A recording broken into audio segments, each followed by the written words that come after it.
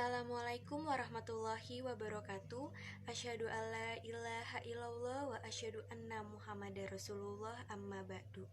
Mangga urang panjatkeun puji sareng syukur kehadirat Allah Subhanahu wa taala anu mana dina kesempatan kali ieu urang sadayana tiasa kumpul dina kaayaan sehat walafiat.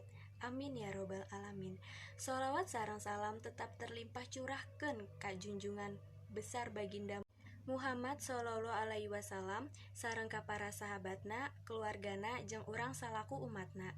Para hadirin anu ku abdi dipika hormat, izinkeun abdi ngawakili rerencangan abdi nepikeun amanat dina perpisahan ieu. Teu karaos tos 3 tahun urang aya di dieu. Sadaya carita indah di dieu hanya akan menjadi sepenggal kenangan di masa depan. Di lain poe, engke urang pasti bakal ngarindukeun masa-masa indah seperti ieu. Tong hilap urang ngahatur nuhunkeun kanggo guru-guru urang anu tos ngajarkeun urang arti tina sebuah perjuangan kanggo menuju kahirupan anu sabenarna. Tanpa beliau-beliau, urang sanes naon-naon. Mugi-mugi ilmu nu urang dapatkan di dieu bisa ngajadi ilmu nu insya Allah bermanfaat bagi nusa, bangsa, jeung agama, jeung anu terpenting berguna keur diri sorangan.